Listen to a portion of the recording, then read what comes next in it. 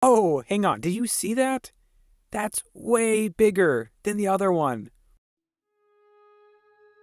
If you're new to these videos, or maybe this is your first time watching this channel, be prepared to have your mind blown. You see, I filled this jar with water, dirt, and plants from a nearby pond, but this is no ordinary jar of water. This is a closed aquatic ecosystem. That's right, it's sealed shut and will remain that way indefinitely. In fact, the animals and plants inside can and probably will outlive you and I both. And did I say animals? Yeah, this jar of pond water is filled with a huge quantity and variety of tiny creatures, and believe me, I am stoked to share it all with you. But hold up. In this video, there's not one, but two different parasites. So keep your eyes peeled, alright, because they'll be in plain sight, but in terms of size, they're slight. In fact, I'll give you a hint. One of them is white. And if there's any freshwater ecologists watching, maybe you can offer me some insight, because I'm fairly certain they're parasitic, but the exact species is still unidentified. Okay, I'm done rhyming. I love this website. So jumping in, let's start off with everyone's favorite, the snail. This is a bladder snail. Bladder snails are the largest creature in this jar. They're called bladder snails because they have an air bladder that allows them to rise and fall through the water column, sort of like a submarine, but they're completely helpless during this process, and in my opinion, they look hilarious. The other somewhat smaller species of snail is the ram's horn snail. Both of these snail species are voracious eaters and play an important role in keeping plant and algae populations in check. Also, they're one of multiple creatures in this ecosystem that are capable of asexual reproduction. Technically, they're what you'd call hermaphrodites. Meaning, even if they were the last of their kind, let's say a single snail, being the last of its species in this jar, they could still sustain their species despite being in an enclosed system. But the real MVP in this jar is the plants and algae. None of these other creatures are capable of surviving in this environment without a constant supply of oxygen, courtesy of these photosynthetic organisms. But that's not all.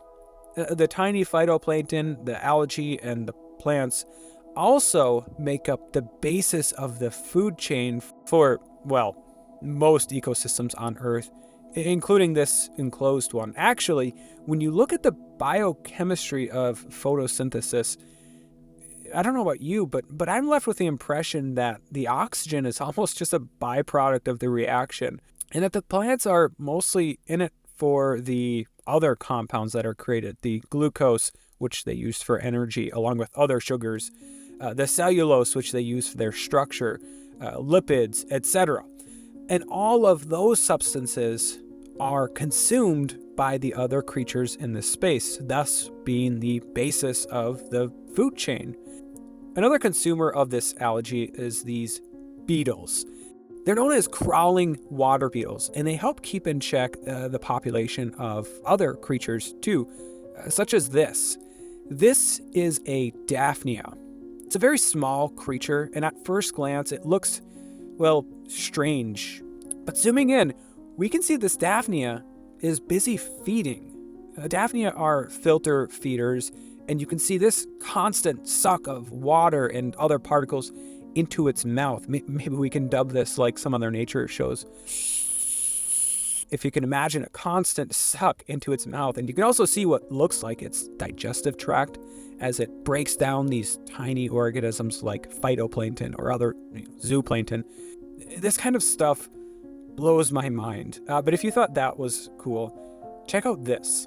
This is a really cool shot of a flatworm, a pretty small flatworm.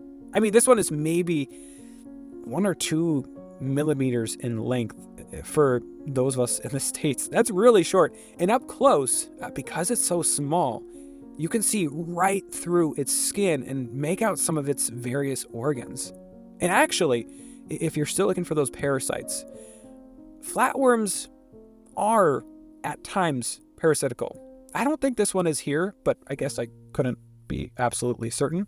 But just for a heads up, the parasites that I'm referring to in this video, I'm fairly certain are not flatworms. So keep looking.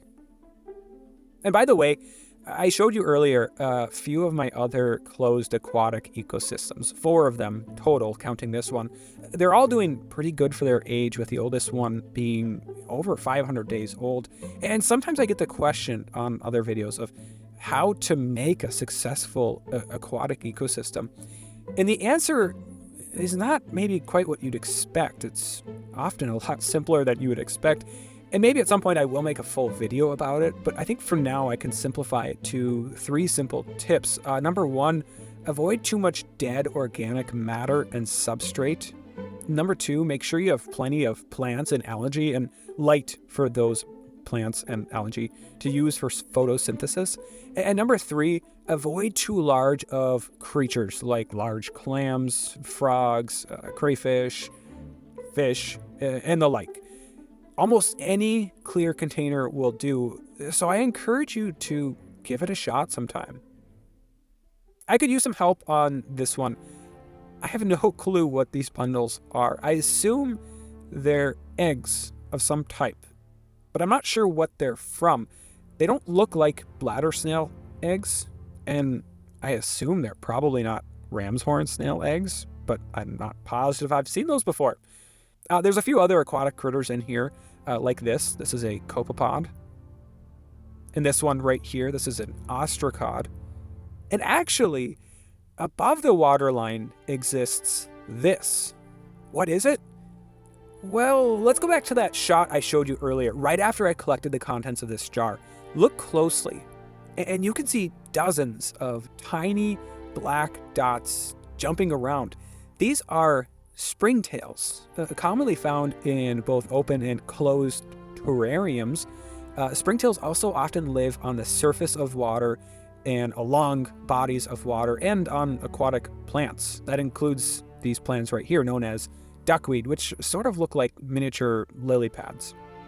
I'm not sure how long these springtails will survive in this enclosed space, maybe a few weeks, a few months. And that brings us back to something I mentioned at the beginning of this video, that this life inside this jar will outlive you and I. Technically, when I say that, I'm referring to the ancestors of these creatures. These snails can survive for a number of years, but that's probably the longest lifespan of any animal in this jar. And many of the other creatures may end up being not compatible with this ecosystem over the long term. Not necessarily because it'll be inhospitable to them, but the conditions may prevent a steady chain of reproduction, or maybe they'll just be, preyed upon by some other creature inside. So a year from now, 5 years, 50 years from now, if there is life in this jar, it'll probably be much less diverse than it is right now. It's probably going to be mostly algae and a few animal species such as copepods or ostracods, or even smaller critters like rotifers and ciliates and paramecium and the like. But there'll still be life, which is pretty crazy. Okay, so before we wrap this thing up, let's talk about those parasites. Did you happen to spot them? Here's number 1. This is the smaller of the 2 parasites, right here, hanging out on this snail. Like I said before, I guess I'm not knowledgeable enough to offer an exact identification of this parasite, but my best guess would be what's called a snail leech, a leech that targets snails, which appears to be what's going on in this shot. And you can see the snail trying to ditch the creature here, actually. And the other parasite, also on a snail right here. This one isn't moving, so it's a little harder to say for sure, but I think this one is also a snail leech, a much larger one. And that raises the question, what does that mean for the snails in this jar? And that's a good question. It could mean over time that at least the bladder snails will not survive in this jar. Maybe the ram's horn snails too. Or they could. Bladder snails are incredibly hardy creatures and are the aquatic equivalent to a cockroach in terms of their survivability, and could find a way to out-reproduce the leeches. So it remains to be seen. But anyways, I think it's time for you to try your hand at making one of these aquatic ecosystems for yourself. So I'll let you get started on that. And if you want more inspiration, head over to my channel and check out some of my other videos. And I'll catch you next time.